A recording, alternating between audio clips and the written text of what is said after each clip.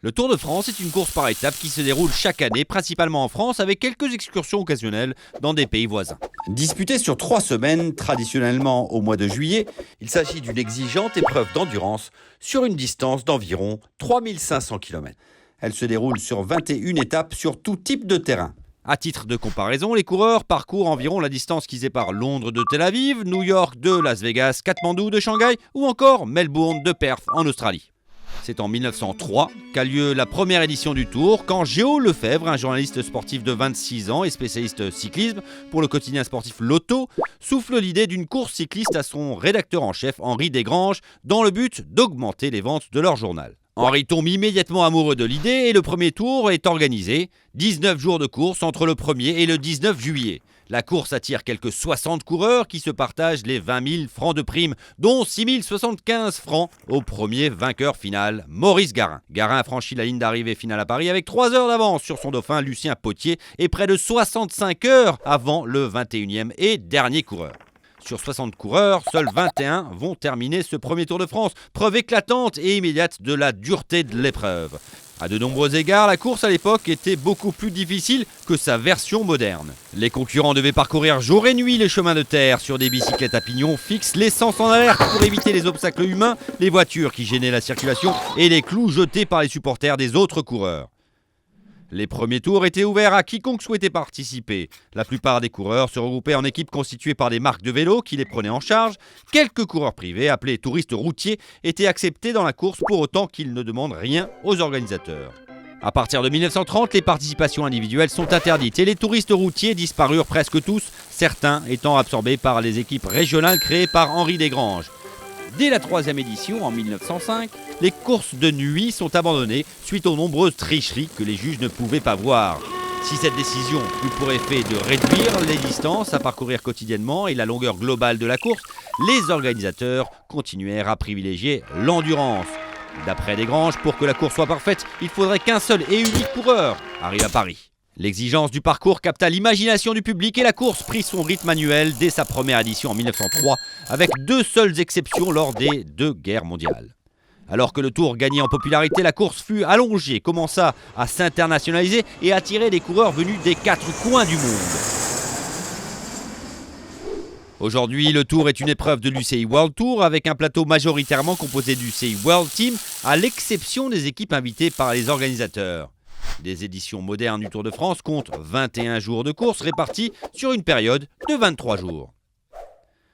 Si le parcours du Tour de France moderne change chaque année, le format reste le même et le vainqueur final est le coureur dont le temps de course cumulé est le moins élevé dans les 3 différentes catégories d'étapes. Quelles sont-elles ? Les étapes de plaine, d'habitude sur des routes permettant des vitesses élevées et traversant la campagne française. Les étapes contre la montre, sur lesquelles les coureurs s'expriment individuellement ou par équipe contre la montre sur des machines bien plus aérodynamiques. Et les étapes de montagne qui empruntent notamment les routes des Pyrénées et des Alpes. C'est bien évidemment la partie la plus difficile du Tour. Toutes les étapes sont chronométrées jusqu'à l'arrivée, les temps finaux des coureurs étant ajoutés au temps réalisé lors des étapes précédentes.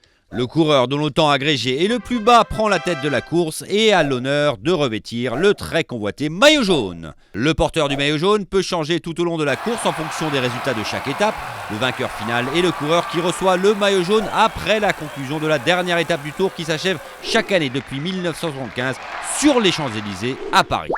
Pourquoi un maillot jaune ? Attribué pour la première fois en 1919, il tire sa couleur distinctive du papier sur lequel était imprimé le journal Lotto. On aurait pu trouver meilleur support promotionnel. Mais le maillot jaune n'est pas le seul maillot décerné lors de la course, même s'il attire la majorité des regards car il est porté par le vainqueur du classement général. D'autres classements sont apparus au fil des ans, chacun avec son propre maillot distinctif.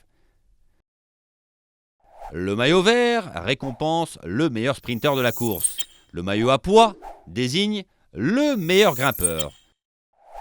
Le maillot blanc revient au meilleur coureur du classement général âgé de 25 ans ou moins.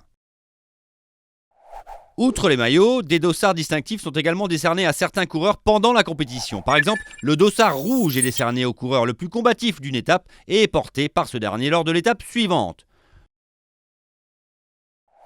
Le dossard jaune va à l'équipe qui domine le classement par équipe. À côté de ces maillots et dossards distinctifs, les coureurs d'une même équipe, 23 équipes au total, composées chacune de 8 coureurs, doivent porter des maillots de même couleur. Ces maillots portent les logos des sponsors des équipes qui payent les salaires des coureurs.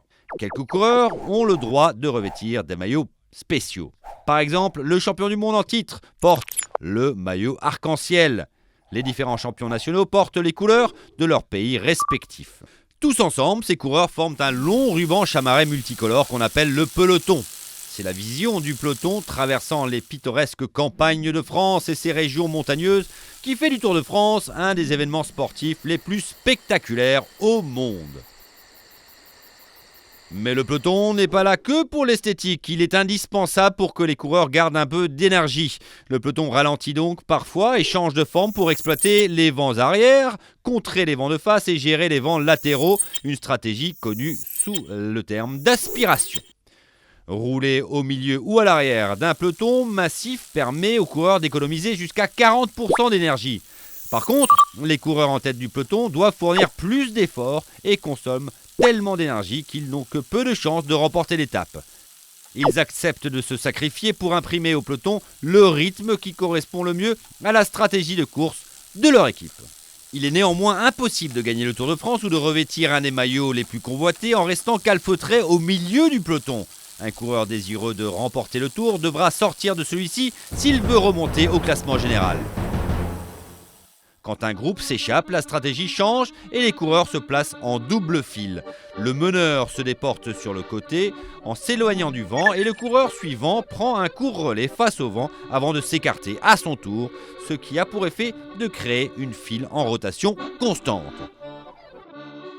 Quand la file indienne rencontre un vent de travers, une bordure se crée qui place la double file dans un angle permettant aux coureurs de trouver un abri naturel.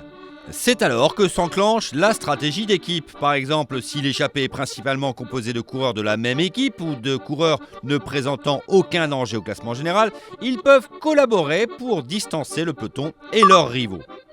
En revanche, s'il y a dans l'échappée des coureurs d'une équipe rivale ou des coureurs qui constituent une menace au classement général, les autres échappés leur refuseront toute aide en les obligeant à multiplier leurs efforts pour garder le contact avec le groupe, avec le risque de dilapider ce qui leur reste d'énergie.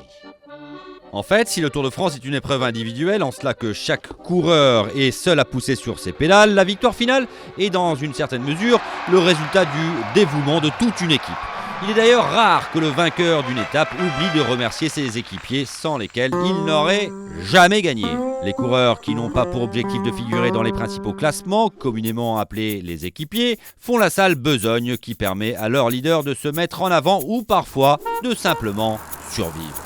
Ce sont eux qui doivent se faufiler jusqu'à la voiture de l'équipe pour aller chercher des bidons ou qui doivent prendre le vent pour protéger leur leader. Parfois, ce sont eux qui doivent ralentir la cadence pour permettre à un équipier en difficulté de revenir. Si un leader se retrouve privé d'équipier dans une échappée ou dans une étape de montagne, il sera en grand danger à un point tel qu'il risque de connaître une fringale. Un coureur a une fringale quand il est au-delà de l'épuisement et n'a plus la force de continuer. Il risque de perdre un temps considérable et parfois de terminer hors délai. Nombreux sont les porteurs du maillot jaune qui ont perdu le Tour pour avoir craqué, notamment lors d'une étape de montagne.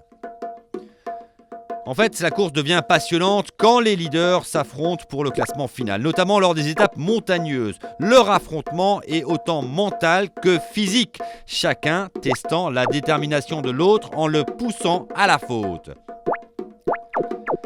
Si un coureur craque ou se retire de la course pour l'une ou l'autre raison, il trouvera heureusement refuge dans la voiture balai. On appelle voiture balai le véhicule qui suit la course et ramasse les retardataires incapables de terminer la course dans les délais. Il les balaye. Inutile de préciser que seul un athlète d'exception pourra surmonter les défis physiques et mentaux de la course.